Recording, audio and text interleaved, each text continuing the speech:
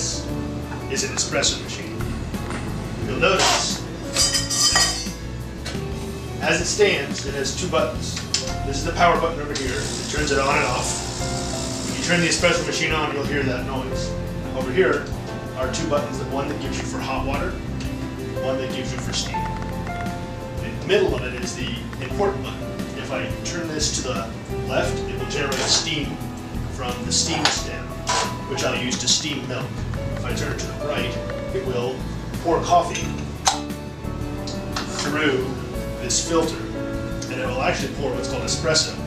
The wonderful thing about espresso is the beans are ground very finely, and the filter itself has one hole, and so the machine heats the water very hot and forces it through the espresso filter, so that when it appears in the cup, some people like to use single ounce shot glasses so that they don't get too much espresso, and those people are wimps. Personally, I fill this up about 1/3 of the way, which means that I'm absolutely, totally insane by the end of the coffee cup. But what happens is, as it forces the coffee, or the liquid and the coffee through this filter, you get a really nice, what's called crema on the top of your coffee. It's like a super fine, bubbly mist of delight. So, in a moment, I'm going to show you how to grind beans, and then put the coffee into the filter, and then we'll go ahead and make a cup of coffee. Alright, there's a few things you want to make sure of first. You want to take a look here. In the back of the coffee maker is a box. The box contains water and it's removable. When the box gets low, it should be filled up. You'll notice that there's a max line and a min line. If the line's above the min line, you can make coffee. I would ask that if you're going to use this coffee maker, that if the water gets below the halfway point, be courteous to others and fill it up. You can get bottles in the room with the refrigerator. Now, over here is the coffee grinder.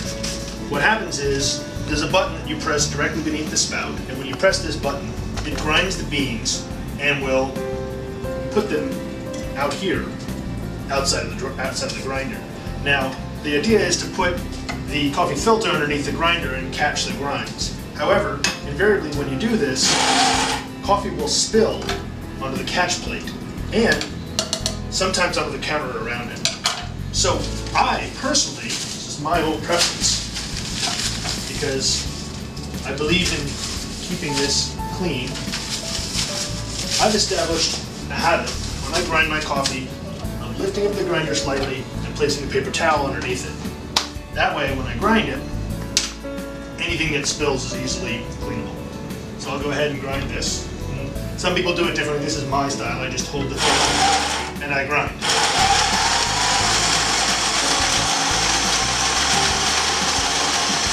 Eventually, the filter is going to get too full, so on top of the coffee maker is this little tamper device, and I use it to just press the coffee down to make it flat. Now, this particular filter is a double, and this is a single. This is for wimps. So now, you take this coffee filter arm, and beneath the coffee, or directly beneath the top of this where all the controls are, is a locking mechanism. You simply slide the coffee filter up until it catches into the lock, and then turn it to the right, and you'll see there's a little instruction that tells you how to do that.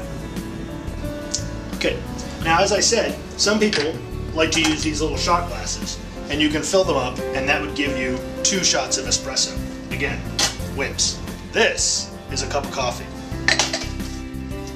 All I'm going to do is turn this on and let the coffee start to pour in.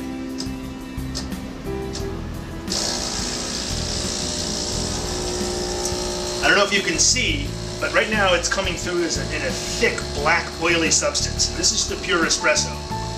I like to let it run until it starts to clear out. And that's my personal preference because I'm a real man.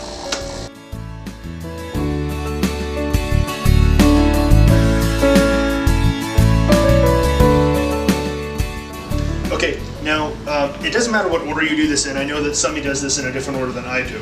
I prepare the coffee first, and then secondly, I prepare the milk.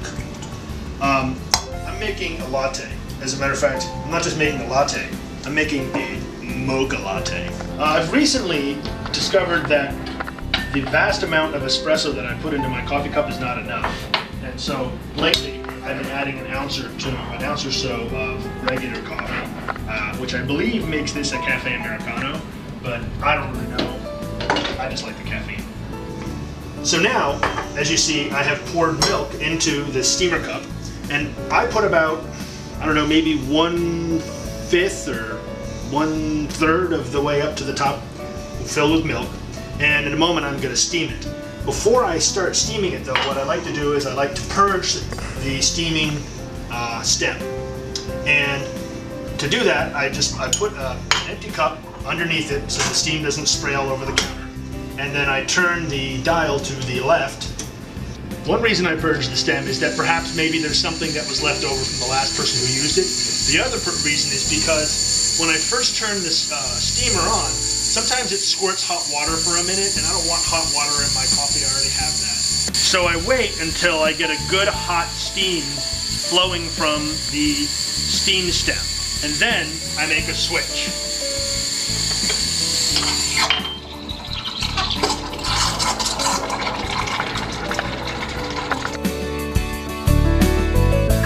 This coffee steamer should steam milk perfectly just by putting the tip of the stem into the milk and letting it steam it.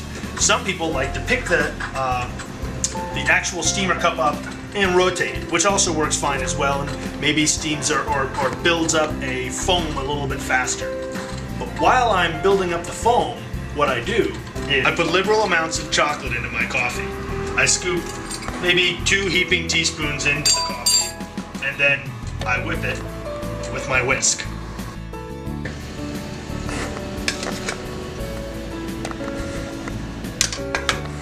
This whisk I got at a Japanese store that was going out of business. I don't know why it's so small, but it's perfect for this. I think you can use a larger whisk if you want. Before I got the whisk, I used a fork.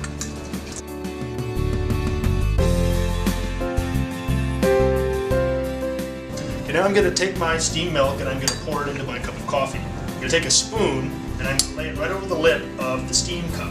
That way I won't immediately pour all of the foam that's been generated from the steam milk maker into the coffee. What happens is just the hot milk goes in first, and I'll use that to fill it up as much as I can. And then I'll let the foam in. Now, you can get fancy if you know how, but I don't. And you can draw pictures with the foam. I've seen people draw really nice pictures. Here is a complete cup of latte, Americana, mocha, whatever, surprise. Plenty of caffeine, plenty of milk, plenty of sugar. It'll last me all day. Let's make it a happy, clean, and caffeine.